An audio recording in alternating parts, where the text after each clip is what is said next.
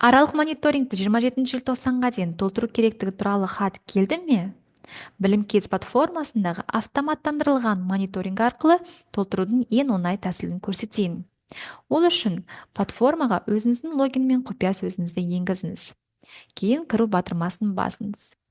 Сол жақ мәзірдегі біліктер мен дағдылардың мониторингі бөліміне өтіңіз. Бірінші, платформаға ұлттық деректер базасы бойынша балалардың тізімін енгізу қажет. Ол үшін меңгеруші өз логині мен құпия сөзі арқылы кіріп, мекемені басқару бөлімінде тәрбиешілерді, топтарды және балаларды енгізеді.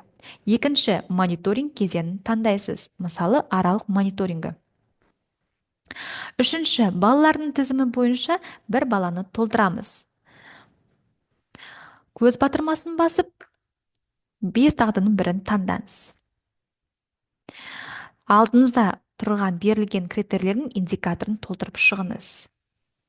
Мысалы, қарқынды өзгертіп жүгіреді, яғни индикаторлары қарқынды өзгертіп жүреді, кейде жүгіру кезінде бағытты өзгертеді, жүгіру кезінде бағытын өзгертуге талпынбайды. Яғни, жүреді, кейде жүгіру кезінде бағытты өзгертеді деп белгілеймін. Осылайша ұяшықтардың барлығын белгілеп шығасыз. Кейін сақтау батырмасын басып артқа қайтасыз. Сізде толтырылғаннан кейін осындай жасыл белгімен белгіленеді. Осылайша барлық балаларды тіркеп болғаннан кейін Excel-де жүктеу батырмасын басыңыз. Құрметті педагог, мониторингті 27 желтоқсанға дейін толтыру керектігін және жіберу керектігін сізге ескертемін.